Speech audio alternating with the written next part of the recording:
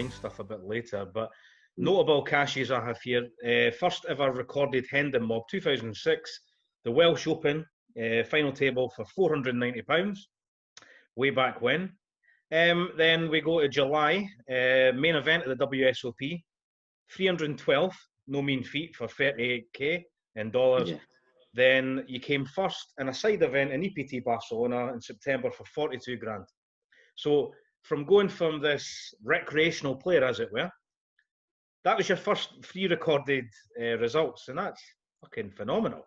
Well, it's a funny story, actually, yeah, because I was playing, my first live taste of live poker was in the local casino, and that's where the Welsh Open was then. I think it was either in Swansea or Cardiff, which I was playing in both. Any tournaments on, I was going back and forth to both. So they were both sort of like my local home. It was not local, the one in Cardiff, but like I was in and out of there every, you know, either Swansea one day in the week and then Cardiff the next, whenever the tournament was. And that was the size of the tournament. You said final table £400. So like that was obviously one of the first big tournament, and I made the final. And then I was playing cash games, won 50 pence a pound in Swansea, just like I was there nearly on my crutches, in my plaster every night. And I was like going home with a few hundred every night. And I was showing my mum, and I was like, they saying, "You've been out again, where have you been?" And I was trying to tell them I was playing poker. So you've been in the casino. They were going, you know, they weren't happy about it. Yeah. But I was saying, look, I'm winning, you know, it's like, it's okay. I'm playing this game, you know. And they weren't having none of it, neither of them. And then I just like was so hooked, and I was like, I built up, I remember, about maybe 16k or something from playing cash games and tournaments. And I was like to a couple. There was one guy who'd been traveling back in the day. His name was John Miles from Swansea Casino, and I was like, you know, let's go to Vegas, and the you know, the World Series is on, you know. And first time I went to Vegas, and like you say, I went quite deep in the main event. I only went to play the main event. I only turned up for the main event. So that was an amazing experience, and I had a taste of the World Series. It was the year, I think, that was the year that Jamie Gold. No, what? 2006. It was huge money. I remember. Yeah, I think it was Jamie Gold. Was it? Because anyway, and I was obviously, you can imagine, like, all that money for first place, and I was dreaming, like, I was like, I remember was with Uday, my friend, as well. He came along, and I was like, just saying, like, can you imagine I just win that kind of money, go home with that kind of money? It was just running through my head, you know. It's just hell of I had an unbelievable time, and I had a taste of Vegas, I had a taste of the big tournament. And you can imagine I come home, what's the next big tournament? I was already like, I want to put all the bankroll straight into like the next thing, like, which was EPT Barcelona. It was a funny story. And that year, when I went to that EPT and I won that side event, we turned up to the Casino Barcelona, and I went to enter the main event. I just wanted to buy in. I was just taking my whole roll with me, and I was like, I'm going straight to the main event. Like, I was just fearless, you know. I'd won this money playing in Swansea and grinding my way up a few months, and I'm like, I'm going, and nobody was going to stop me. Yeah. And again, there was about 4 or 5 of us, and we went, and I went to enter, and I went up to the desk, and they said, we're at max capacity. There's no main event seats left. And I remember people were selling. They're trying to sell them. People were trying to buy main event seats off people. They were asking people, because you could switch the seat over. Yeah. People were offering like €1,000 plus to buy seats off people. It was that much they wanted to play in this, because it was such a big prize pool, huge event, and just that people wanted to play. There was a reserve list, huge, which I was on, but I was never. I remember the lady telling me, she said, "You'll never get in. It's just we're full of." So I had to settle for a side event. As I can see. I think it was a €500 side event, yeah. €500, first for 42 grand. And I went home with 40, I remember going home with €40,000 in cash in my pocket, in €500 notes. It was, I just put it in my hand, just slipped it straight into my pocket. And I'm like, when would you ever get 40 grand into your pocket? I was like, again, it was just, I felt invincible, just like thinking, I've just found this game and I'm just like earning this kind of money. It's just incredible, you know? Yeah. I mean, you've mentioned the World Series, Vegas, brilliant place. You've also talked about your kind of live reads and stuff. Very famous hand that, again, always gets shown on the highlight reel of famous folds. Yourself, Greg Geller, and Mike Matusow. Yeah. Pocket jacks for yourself, pocket nines for Matusow, and pocket kings for Geller. Now, what happened? Because I've watched this hand and I'm like, right, okay, everybody checks. Okay. And then talk us through it if you can remember. Well, yeah, I mean, listen, the hand does get a little bit more hype and a little bit more recognition, I feel, than it would normally. If you're in my situation, there's a bit more story behind it. Obviously, they make it look really, really good when they put it on the clip online. So it's good for me. But I'll tell you a little bit what happened. Like you mustn't forget. So I've been on this feature table for like around 9 hours. So I've already, and again, my live reads tells, like, I'm looking for as much information as possible, you know. So it's the biggest tournament of the year, main event. And like, I'm looking for as much information off these players now, because you don't know how long I'm going to be on this table, how long we're going to be stuck with these guys. And also add into the fact, I'm on a feature table with Mike Matusow, who's got all the limelight at the moment. I'd already been approached by Full Tilt prior to this seat in this feature table, because I was doing a few live tournaments in the UK. The six-handed tournaments they were showing on the UK. So with I think it was Matchroom Sports, they used to run the European Open, a few other things. So I'd already had a little few dealings with Full Tilt, but nothing solid. I just like wearing a patch and things. So I really want to impress. I want to play my super A game. I want to like be zoned in. Like I say, 9 hours in, I pretty much know how a lot of them are playing. Well, basically nearly everybody on the table. Like, I'm zoned in completely. I know I'm not seeing a lot of showdowns, getting to the river, seeing what people are doing, their bet sizing, that what they're willing to bet with in the main event. So a lot of them are playing scared. So when this happened, this hand, I've already got a lot of information on how these guys are playing. So, like I say, then the hand runs through, and I just know that this guy would never have raised me without.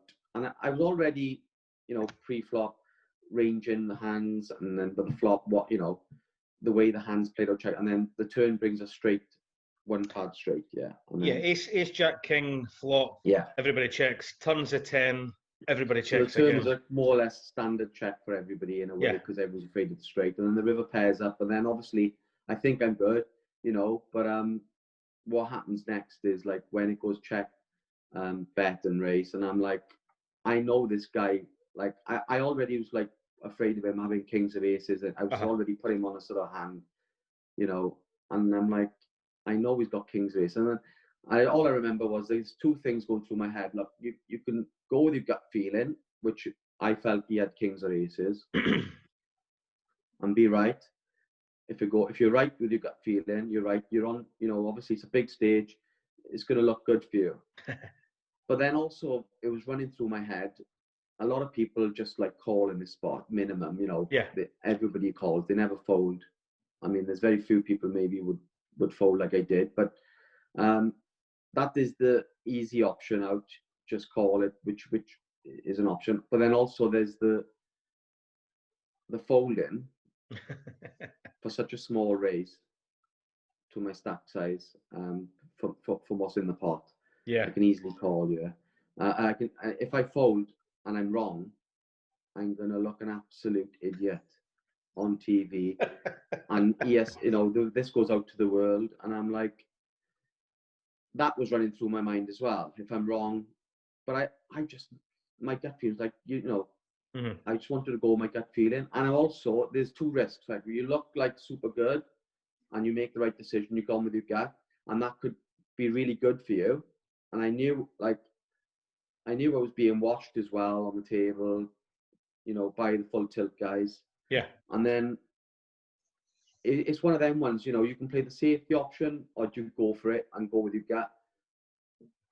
You know, but me being me, I just had to go with my gut feeling, and I wanted the feeling of being right, and that's why I was like, would you show? And yeah, I heard because the table I was chat at the keen to back. show. I was so proud. I was proud. I mean, I was so Yeah. proud then to show I made this huge fold, and it was just an amazing feeling. It felt so good, you know. Because there's the bit at the end, obviously Mike Matusow is like, oh, come on, right, he showed, he said he's going to show. Then you turn it over and he just goes, fucking hell. Yeah. Oh, there's millions of like bad players out there and I have to be sat at a table with the guys laying down like the third nuts, my God, and all this. And it's a testament to yourself. I mean, it was, because the way the hand played out, do you think it helped you with obviously the TV cameras, the pending sponsorship and that, the fact that when you used a little bit of your speech play and he kind of opened up a bit and he goes, okay, I'll show. Yeah. Did that kind that's of what I push? was about then, back then. So much, you know, I was on the, you know, these players were like,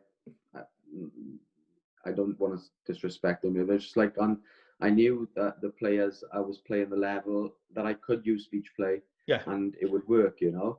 But then there's times where I know it won't work and I don't do it. But like, you know, you just have to go on your reads and your tells yes. of bet sizing and what people are doing. So is what I do now. You know, when you're at a great table with great players, it's all about like all the other things. You have to just observe every single little bit of, you know, every single thing, from bet sizing to like whether you spot a tell. You know, all these things are huge for me when I'm playing live. You know, and they always will be. My live game that's what it's all about. You know, and that's how I feel that I've done well in the game, and that's how I do well in the game, you know. Yeah. You alluded to it as well about the matchroom sort of poker opens and stuff. 2009, there was a party poker European Open. You came first for $200,000. I think that was in Maidstone. That was one of these heats where you win the heat, you That's qualify, and then you qualify for that. Now, these sort of things became a regular thing because you're a British player. I think there was a few in Cardiff as well because they tried to rekindle the late night poker show. Yeah, I think I was lucky for those TV. I played when they were going. I was lucky that I did well in them as well. It was the personality that they were after as well, I believe, and I was told that, you know, we want to get. I was making a bit of a noise on the circuits, you know, and making final tables, and I was pretty loud, like I said back then. A lot of banter, like I say, it was brilliant. You know, I met some incredible people on the WPT circuit and traveling around the UK. It was just unbelievable, and I got on with everybody, had some great fun, and they wanted to bring that to the studios and to these formats, and it was working. They were good for me. I was lucky enough to win a couple, and things went well. Yeah. Yeah, because you, as I said, you won that for $200,000.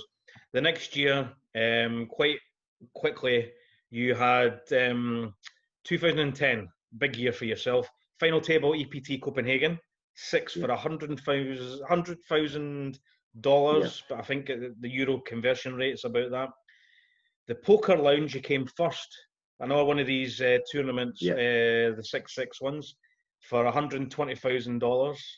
Yeah. And then fast forward to December, you won the first part of your Triple Crown, EPT Prague, for €640,000. Now, and emotionally, that's the one you just mentioned, and that's the one I just got the shivers all over. Yeah, it's like, an emotionally spent Roberto, from what I can remember. Like that day was, you know, apart from before I got married and had the twins, that was just the best day of my life. It was so emotional. I felt relief. I was so involved with poker. I was living, breathing poker. I was just traveling everywhere. Well, I was, you know, on the journey, traveling everywhere. And I was so hungry. It was incredible. I was really, really hungry to win a major, you know. And that night, I never felt like that. I just felt absolutely invincible. It was incredible. because you had the look, you had the hat, you like the ski hat, with the hair, you had the glasses and stuff. Kind of a little superstition there for you. You always like to wear the same sort of glasses, hat. Yeah, and stuff. back then I was a little bit more superstitious. You know, like I said, I was so hungry. I was doing, you know, anything that seemed to be working. I didn't want to change it. I went to EPT Prague with that skiing hat, which I liked from the skiing trip I went on before. And I was like, oh, I'll take this hat and I wear it in the tournament. It was like sort of like a bit of fun. People would, you know, and that was me all over. That again, that's the way I was, you know. And I was wearing a hat, sunglasses, and I wore the same jeans every day of the tournament. So I was changing my underwear and socks and my t-shirts, but I wouldn't change my jeans, hat, and sunglasses. And because I was making they were long days back then as well in the EPTs. They were like 5-6 days, and it was a week-long tournament, you know. And I just would make sure them 3 things were the things that I believed that I was doing well in, you know. But I just, it was incredible, yeah. But you say, I mean, you say it was long days. They kind of still are when they're running. Yeah. How do you prepare mentally and physically for these sort of days? Because you know yourself, if you're going to go deep, touch wood, it's going to be an 8, 9, 10-hour day. Do you make sure you eat right? Always got water, or is there anything? Now, for sure, all those things are so important. But back in the day, I was quite sensible with all that, but I wasn't as good as I am now. Which that is so important now. Your water and your light meals. I've made the mistakes where I've had big stacks and I get a dinner break and I've gone out with the lads and we've gone to a restaurant. I love food. I mean, that's my background. I ate and ate and ate. I went back to the table and I just felt so bad. I was just full, feeling like I lost all my energy. I had this huge stack and I've just like punted it all off within like an hour. And I was like, I just said, I've traveled, I think it was I was in Germany somewhere, and I was like, what have I just done? And I said, I'll never do that ever again. I knew what I'd done. I'd ate so much food, I'd just lost all my mental energy, and I was too tired to pick up my reads, and I was going, just playing stupid, really, splashing around my stack because I had so many chips. And like I said, within an hour, I was out, and I was like, what have you done? You know, I was just so upset with myself. But like, you learn these things. These are mistakes that, you know, you'll always make mistakes, and you still do today. You know, you play, you'll make mistakes. And I believe, you know, I mean, I'd like to think that everybody makes a mistake here and there. And I mean, you can argue different with me, but I'll still believe that in my head, you know. But you learn a lot. If you're willing to learn, like I'm constantly, you'll always be learning. You know, all the good players will tell you that you're constantly learning all the time. You need to be, because things are changing all the time, and there's a lot, the game is a lot more difficult now. We've got a lot better players playing. So yeah, everything has been a great learning curve for me all the way, you know. Yeah, because obviously, if you don't learn from mistakes, then well, what's the point? You're going to keep making them. But yeah, so then we moved on to the next year. Part 2 of the Triple Crown was WPT Bratislava in March 2011 for €140,000 for first place. Now, these 2 places, Prague and Bratislava, are my top 5 destinations in the world. Yeah. Lovely, beautiful cities, places, and parties. Phenomenal places. Was there a reason? Obviously, Prague, I'll get that. But was there a reason for Bratislava, or did you just have it in your head, this is the next big stop for me? It was straight after. It wasn't long after I won. It was 2 months after March. 3 months after. Yeah. I think I was like, I went to Vienna to play an EPT, I think, straight after. I was so confident. I just won the EPT. I was buzzing. I made a huge noise. I felt invincible. I remember going to play EPT, Vienna, and bust out. And then a few of the lads said, "Oh, there's the WPT in Bratislava, which is you can drive there. It's not far." I was like, "Okay, let's do it." You know, just got there. It wasn't as obviously as big as the EPT fields. It was quite a small field, and I'm still absolutely, you know, like I said, buzzing. Just sat down and I just I late regged. We arrived late. I remember late regging. I remember 3-betting somebody raised, and I just remember 3-betting with pocket threes. I just feel so confident, like, you know, anything I'm going to do is going to work anyway. But lucky for me, the flop comes at 3. First hand I play, I just rolled in half hour before late reg is about to end, and just like stack somebody, just full doubler.